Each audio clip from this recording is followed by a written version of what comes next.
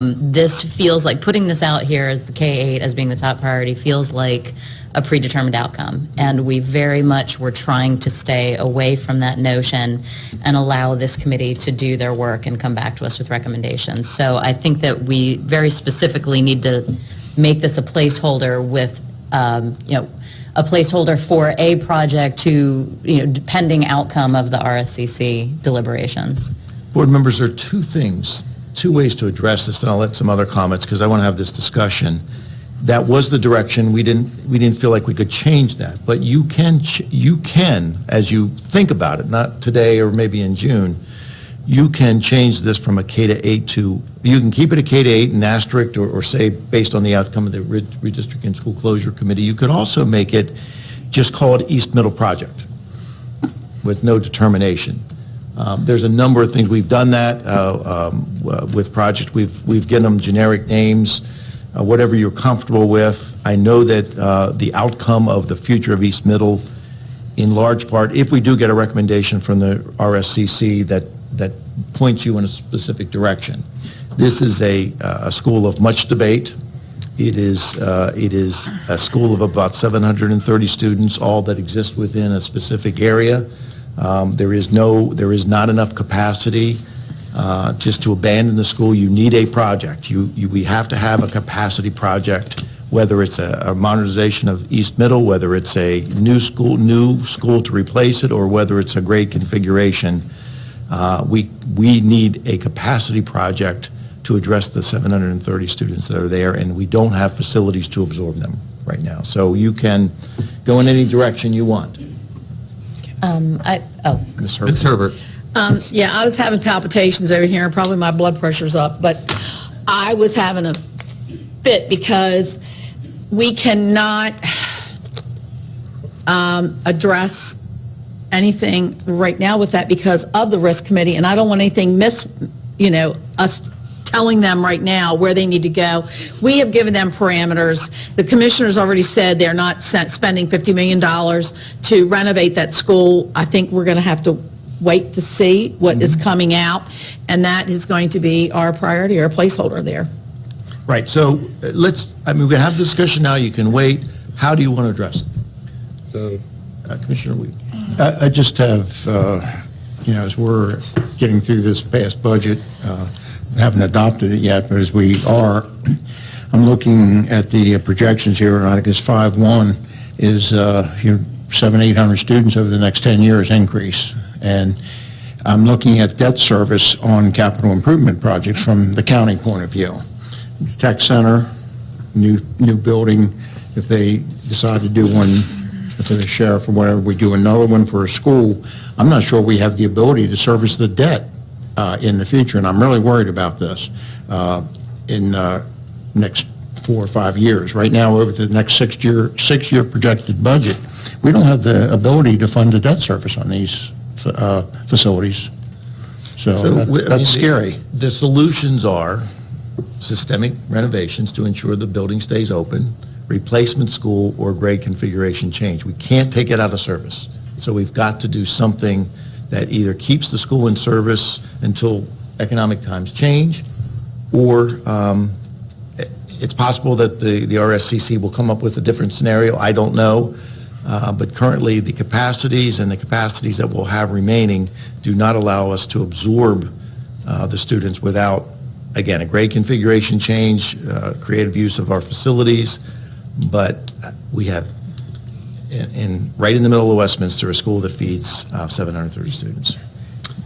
Ms. Sivigny. I would like to respectfully disagree with that characterization. We appointed the risk committee that this is the work that they're supposed to be doing and determining whether we need a capacity project or if there is a different creative way to do this. So I don't want to characterize it. I don't personally support characterizing it as a capacity project until the work comes back from the risk committee. There is every possibility that they could come back and say, we think grade reconfigurations is the way to go, or we think that redistricting could solve this issue if you do it in this way. And I think by saying we have to have a capacity project for East Middle, that's a predetermined outcome and a predetermined direction that is not included in our parameters, and I feel trumps the work of the risk committee. We don't disagree. I didn't mean to state that. What I said, grade reconfiguration or capacity project. So Okay. either way. So you can change it to an East Middle project, you can keep it K through 8, an asterisk, however you want. Your last direction to us was a K through 8 school. Board members, my preference would be to have a placeholder project, not necessarily label it as an East Middle project or a capacity project, just a project pending the outcomes of the risk committee. There's no problem with doing that, right? You would have to identify, at least in some respect, how that what that project would address. Westminster Middle School project. However you want to term it. I don't think you can just say project. You have to, for purposes of planning, we have to know what student population that would address. Mr. Weaver. I'm just, I don't mean to be an alarmist here, but I am worried about our future. And, you know, we have, how many, 40 schools now, 40 left, and I know you have to modernize something almost every year, or we're going to have all of them to do at once, and that can't happen. So we have, you know, be proactive in the way you go through, you own that many buildings.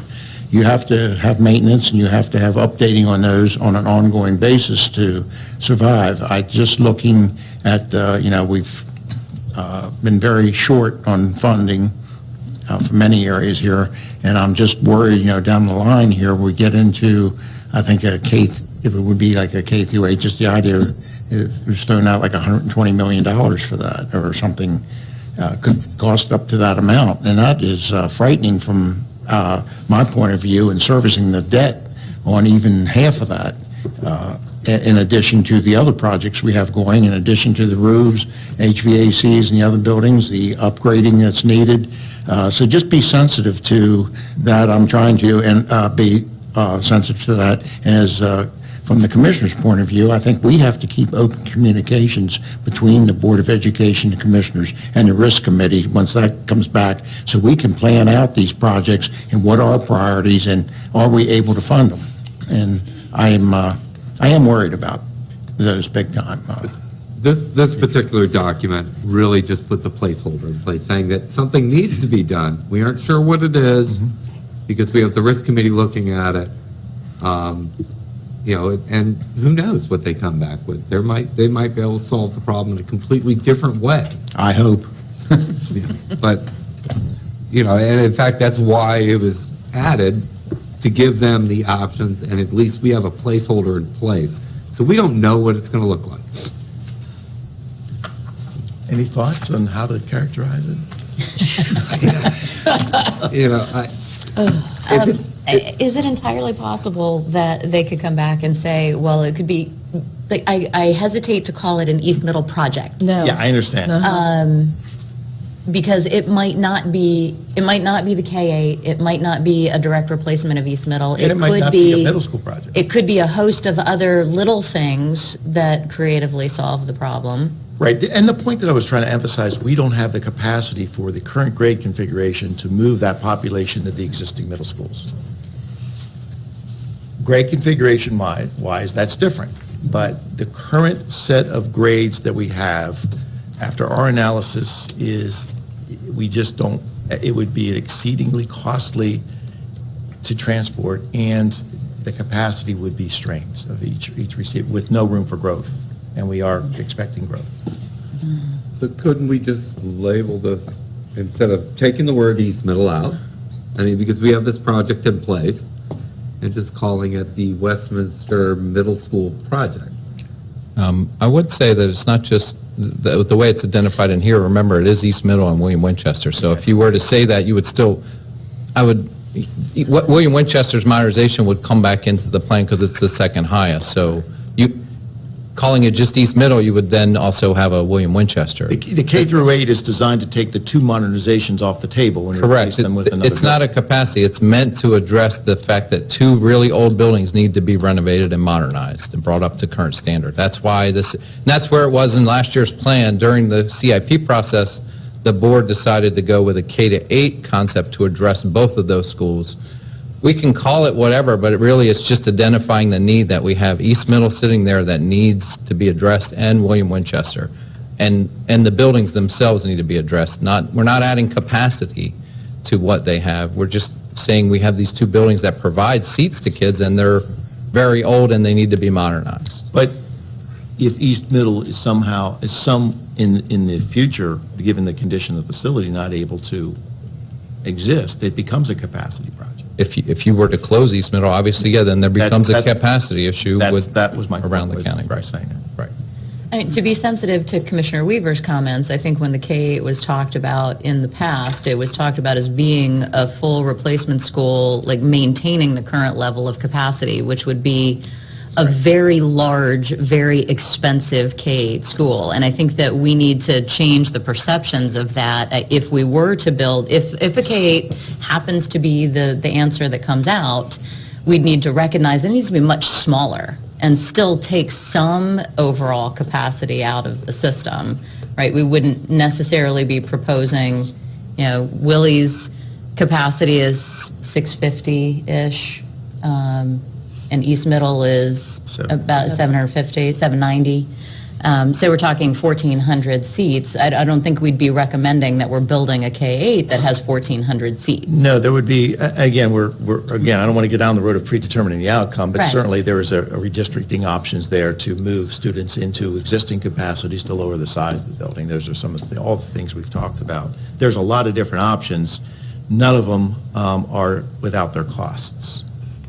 And there's another dimension to this, Commissioner Weaver, is I don't know if 120 million is the right figure. That's when we were talking about 1,500. But as Bill mentioned, Westminster High School now becomes part of this plan. Westminster High School will need a facility study in 25, where are we? It's like the 9th or 10th year before Yeah. feasibility study. It's not something that we need to... It's on the radar. It now becomes part of the radar. That's a huge school with a huge modernization cost. So every time we talk about this, there's another school that's next, as you mentioned. Yeah. There's another school that's going to be on the horizon for an expensive modernization. Well, we do need to wait for the risk committee Yeah, to that's come our back with their that's options our problem. and their suggestions. Is there a way to keep it sufficiently vague to say that it's a placeholder project to handle the recommendations that come back Well, from that committee? We have a month to consider it. I think what the message that we will give, certainly to the public, is any definitive project for that. The K through 8 is a placeholder until we get a recommendation back next September, or options back from the RSCC. However, I do want to recognize that there's something we have to fill. So how we term it, I don't know that we have to decide tonight, but it is something that you will have to determine when you approve this plan. Well, is it true that, because this is going to lead us into the CIP, right? So the first phase, so this is first contemplating capital money for FY20 planning, right? So Which is local, not construction, just which local. is planning. local, okay. So is it okay to leave it as just a placeholder project? Because we're not going to be specifically requesting any funds from the state, and we're basically would only be requesting for 20 the planning funds. And so we need to plan out what that project is going to look like. I believe it's 20 is the feasibility study, which would 20 is be the feasibility first study, step then in the any planning, kind of right. modernization. Even if we're building a K-8 to replace East Middle, we would have to go through a feasibility study process with the state to gain state funding for the project. They would view it as a replacement of East Middle. Talk about the timing for the board of the their first look at the capital plan and then approvals. So we generally present the capital plan, the first blush, in September, since the move to one board meeting. There was a time where we did it in August, late August, because there's only one board meeting in early August. We're generally not ready, but we've done work sessions occasionally at the end of August, but we can bring it late August, early September as a first blush, and then the board generally approves it in October, early October, and it's due to the state and the county around the same time as you're approving it. But there is the opportunity to revise it, so the state will allow you to revise up to, I believe it's Thanksgiving, so you can revise your CIP, and then if the board revises the CIP, they can also amend the facilities master plan. So if after the committee comes to you and says, this is what we believe you ought to do, as a board, you can make a decision and then change both your master plan and your CIP requests to reflect that up until really the end of November. With the county, you have much more flexibility. You can amend or change throughout the whole process because of the dialogue. It's less rigid, I guess. The state has specific deadlines. If you don't meet, then they cut you off. With the county, there's a lot more open dialogue. So we're well within the time frame that Yeah. an option can be provided. The board can weigh it, vote on it, get public input, and still be within the time frame of the CIP. So right now, the master plan shows feasibility study in 20, and then we wouldn't be hiring a designer until 2022, because that's really the recognition that we're still kind of trying to figure out what this thing is. Even if we do a feasibility study in 20, it may take 2 years for the board to determine what the scope of the project will be. How comfortable will the state be if we submit a plan with just a generic project? For something like this, since we're not asking for state money in the CIP, they will be okay with it. If we were going to them for local planning ready, they would assume we know what the scope is, we have a defined project. At this point in 20, we wouldn't be asking the state for anything. So they would recognize it's a possible future project, but they wouldn't have an issue with it. So we can change your direction through a vote to change the name of that project. Right now, we're operating on your last vote that it's a K through 8. You can change that vote when you approve it to whatever name you decide to put to it. So like future project Well, placeholder. if the state doesn't And- care, then you can call it whatever you Then want. we could do that, and then 20, and then 21, we could ask for then the planning money. Because you would have the project Right. identified. Yeah, I mean, we do this process every year, so if between now and next May, things change, we can move it around and say, all right, we're going to ask for planning a year ahead of time, or we're going to wait another, the board has the leeway to be able to change the facility master plan every. So you have traditional solutions and you have other options that could take its place. Right. Because I think we have, with this risk committee, we have to respect them and get their Right. work done and follow our parameters, and then we can move on. All right. But, our hands are tied. Right, it's the struggle. Right. This process goes on with, the state process and the CIP process goes on, even though the boards and the Board of Commissioners struggle with, funding discussions and what should we do. So, but you have to at some point approve a plan and submit it to the state. But they allow the leeway to amend it so that you do have that flexibility. I'm not sure if most people know that, but you can approve the plan in June and then come back and amend it in September because you got new information. So you do have that ability. Well, board members, I can change this for your approval and for the public hearing to undefined project, Okay. if that's fine with you. Do we have Present it that consensus way. on that? We're going to have to do something. So, what if we leave it like it is? If it, Well, the issue would be is that that would reduce the belief is it would reduce flexibility and send the wrong signal to not only the risk committee, but That's the right. public. Yes. I think that's the problem, is that not everybody's going to know that we had this discussion. They might just see the document. They're going to pick up the document, they're going to see a K-8 and say, wait a minute, I That's thought not- that Yes. was in RSCC's court. Right. So I think that we need to leave it sufficiently, or make it sufficiently vague. Generic. Undefined project. this is just. All right, so when it comes, we'll make sure that goes out in board notes, obviously, the discussion, but also in the public hearing, and that we'll make if there may be other changes too, but that will be one of the changes we'll make when it comes back to you for approval. Okay. Okay.